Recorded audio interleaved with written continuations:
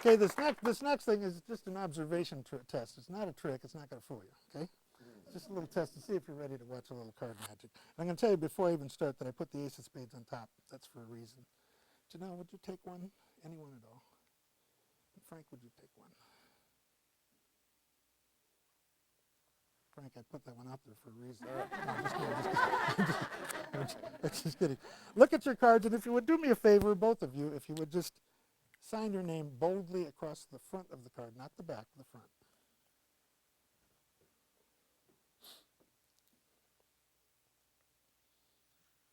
And when you're done there, I'll take the pen, Frank. That's how I got it, too.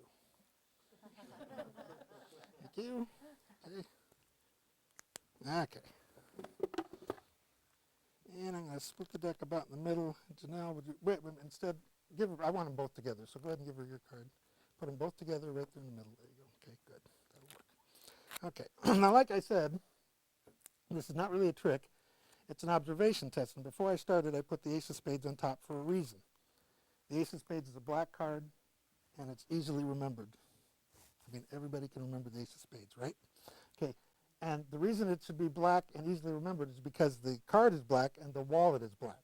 So if you remember, the black card goes into the black wallet, okay? Don't forget that. That's very important. The black card is in the black wallet. The next card, I hope it's a red one. It is, good. It's a 9 of hearts. Now, the 9 of hearts is a red card, so I'm going to put it like this, and I'm going to leave it canted crooked so it can't move around. Now, this is the observation test. One card in the wallet, one card canted. See how good you watched. What are the identities of the two cards? This one and that one? Yeah, what are they? The 9 9. of diamonds. Close hearts. Okay. And the ace of spades. That one was easy to remember. And here comes part 2. Which one's where? The ace is over there. And the 9 is over there. Yeah. Very good. Very good. You were close. You got the identities right, but the ace is over here, and the 9 is over here. That's close. That's close. That was close. But like I said, that was just an observation test. It really wasn't a trick. And here's, just wanted to see if you were observing. No cheating, okay? See, because if you didn't see that, you probably didn't see this. Inside this wallet, in the zipper compartment, I keep 2 extra cards just in case I need them. And today's cards are the 9 of clubs and the 7 of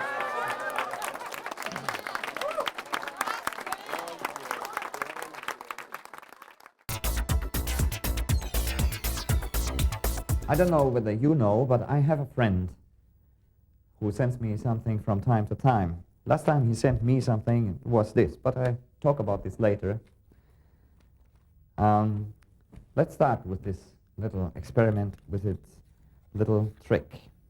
What I use is a pack of cards, and it goes all the same way all the time. A spectator selects a card and he signs the card. I can assure you he can select freely any card. I use this card, which is signed already by me, to save some time. Now what I do is this. I will place the card somewhere in the middle of the pack, square this up, and that's all. At this point, usually, I ask the spectator to put the pack inside the case, which is a thing I do now myself. But I told you about the letter my friend wrote to me, my magician friend.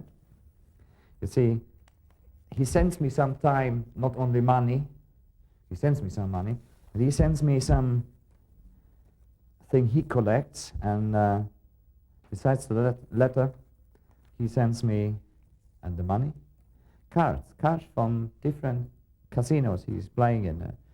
For example, here, the Wind River, then there's a few cards from Vienna, and so on and so on. And one card which matches from the back these cards. And the funny thing is, the letter he sent me, along with the money, along with those cards, has one card inside, and this is exactly the card the spectator chose and signed on the face. That was my routine for professional card to wallet.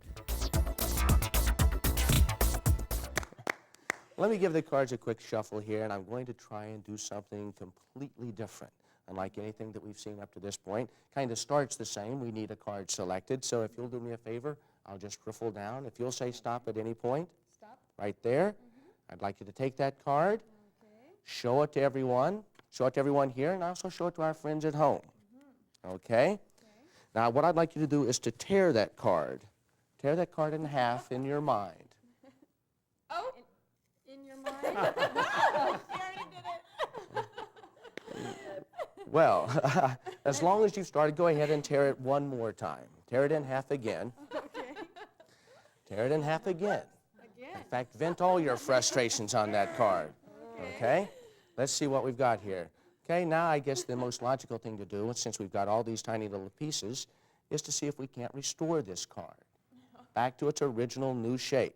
Well, here, why don't you take one of these pieces as kind of a souvenir. Okay.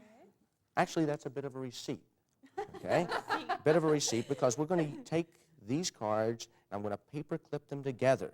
And that corner is going to identify the card that you originally selected, the same way your thumbprint would identify you. Your thumbprint only identifies your thumb. That corner will only identify one card. So watch these pieces closely. All I have to do is pass my hand over them just like this. And oh, well, wait a second. That's not your selected card, was it? No, but I'll take Maybe your card of choice. That's my card. In fact, I never leave home without this card. That's the strange thing. When I do leave home with this card, though, it's in my wallet.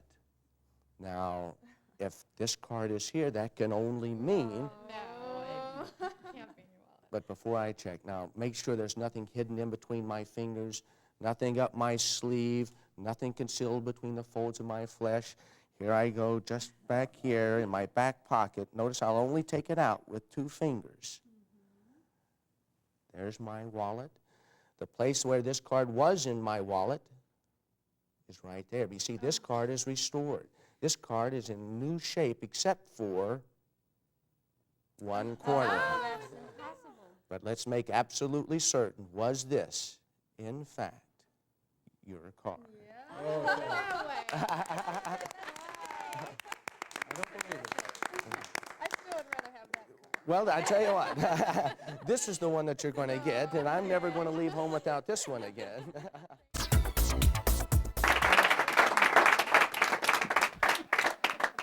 I need to borrow a $100 bill. 50? Be careful, it's open. Oh, lefty, huh? Lefty. Cool. And be careful, because you know, that white thing doesn't work. This happened to be a true story. I was at a party one night, and this gentleman, I had given him the pen, and said his gin and tonic. He had a few drinks, and it was already opened. And I forewarned him, be careful, the pen's open. He's like, thanks. So you can just imagine, you know, Big Mark and his friends are looking at him like, what a moron. We're not going with you anymore. Let's do this. Let's have a card selected from the deck, if you would, John. Be careful. Yeah, yeah, that one's good. All right. And here's... All right, here's what all right. Everyone see it? All right, now, I'll turn back this direction. When I do, turn the card face up, write your name really big onto the face of the card, and let me know once you've done that.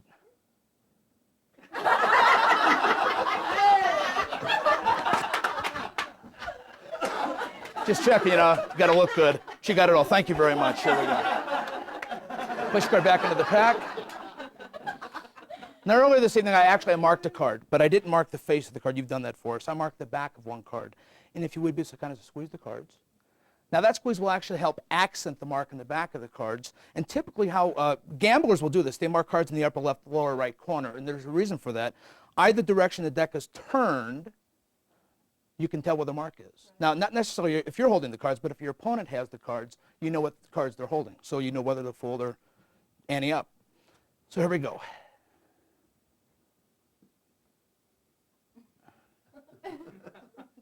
There, you can see them right there.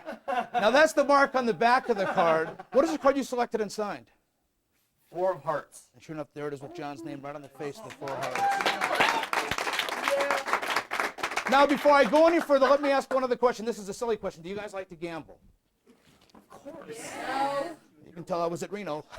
Yeah. Not much in there. Would you keep an eye on that for us, please? Sure. Great. Yes. As I go through the cards, would you be so kind as to say stop for us, sir? Stop. Got it? Second selection, card number 2. And once again, that first squeeze was so good. There we go. Great.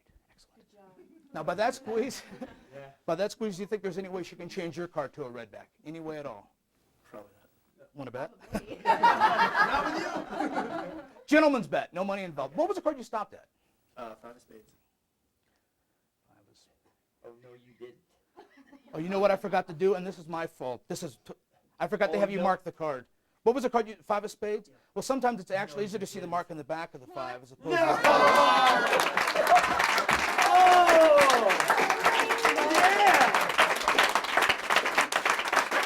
But I know what John's thinking. What is John thinking? Maybe not. Thinking that was... No. Wow. In my wallet that you've had from the very start. Oh, no way. Is but a single selection. What happens to be? It is! Thank you. Souvenir for you, John. Thank you.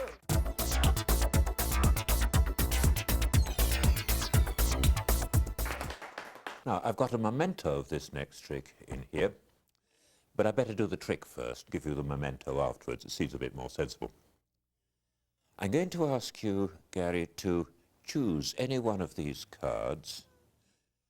Just take it, it doesn't matter if I see it, just pull it out of the spread towards you. I don't want to influence you, so I'll turn a wee bit away. All right. And will you initial it, please?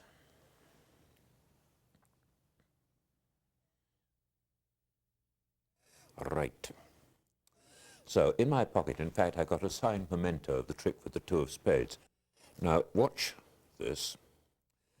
There's the card. You may never see it again. It's in the pack. You do still remember what it is? Right. Well, it wouldn't matter if you did forget, because you'd always check by looking at the memento. I keep talking about the memento. I think I'd better show it to you. It's in here, in my wallet. In here, sorry, wrong side. In here, here's the memento. As I say, it's a signed memento. Would you like to look at it? Sure. That's true.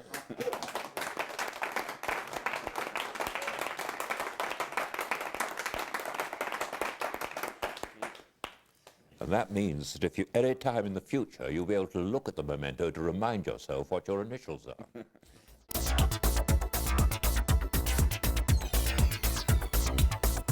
Your name, sir? Steve. Hi, Steve. How you doing? Would you like to help me out with a plank? Would you just pick one out?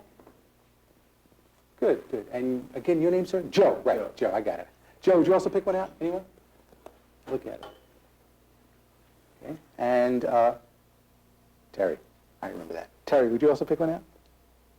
Now, Terry, I got to be honest with you. I want to make sure that your card is different from any card in the pack and any pack in the universe. So what I'm going to ask you to do is to actually sign your card with this magic marker in big bold letters across the face of the card, just the way Dennis and Dan, that lovely team a little earlier did. Okay, great job. Magic marker back first. Now, Steve, did you look at your card? Yes, I did. And you remember that card is? Yes. That's important. Would you place your card back here? Here, we'll just shuffle that, losing that into the pack. And Joe, would you place your card back?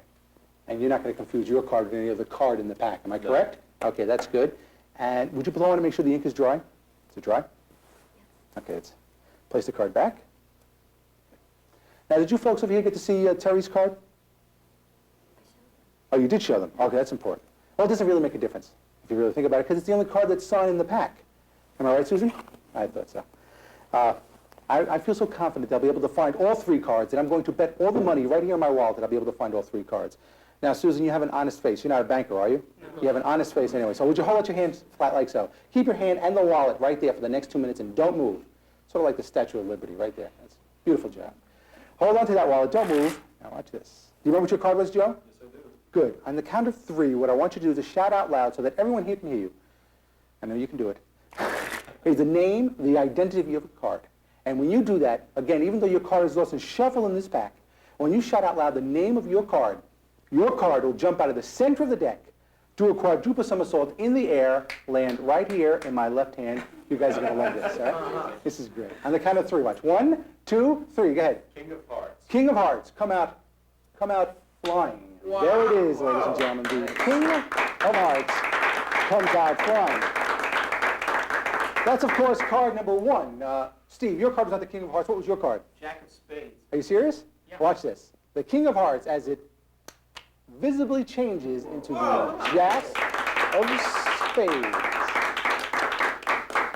As they say back home in New York, this kid's hot. That's the card number 2. One more card to go. One more card to go. That's, of course, Terry's card. And Terry's card is the only card that's signed in the pack. I love that. In the pack. As a matter of fact, I feel so confident at this point that I'll be able to find Terry's card that I'm going to actually do it while blindfolding this pack of playing cards. Yeah. Okay? Serious. Watch. Right there. To the count of 3. 1, 2. No, I don't think this is going to work. You know why? Because there are no cards. There are no cards. Gee, I don't know if you guys should applaud at that part. Because I didn't find Terry's card. I got Joe's card and Steve's card, so you're out of contention. You don't get any of the money. Looks like you got the big bucks, Terry. But before you collect your winnings, would you be so kind as to share the identity of the card with all? 4 clubs. No, come on, don't tease me. This is my act. Seriously, what was the name? The 4 clubs. Of the card you signed your name across the face of. Right. The With 4? Yeah, the 4 clubs. Are you serious? Yes. This is too bizarre to be true, folks. This is something that most definitely borders on the macabre, if you know what I mean. Because before coming out here this evening, I placed a prediction inside of my wallet. Now, Susan, you've been holding on to that wallet since the beginning of this routine, am I correct? That's right. And at no point have I come to you, am I correct? That's right. It's important that you remember that. It's more important that we all remember that. May I please have the wallet back now? So I love this part because I feel so Vegas-like, if you know what I mean. Inside of the wallet, folks, notice I happen to have a zippered compartment. Can you see that? Terry, would you be so kind as to open up my zipper there? Oh, come on, it's a family show. It's a family show. It's the zipper of the wallet. Inside of the zipper compartment, I happen to have my prediction card. Yes, indeed, my prediction card, the 4 of clubs. But wait, before that thunderous applause subsides. The miracle does not end there, because it's not just any 4 of clubs. Notice that this happens to have Terry's signature right across the face.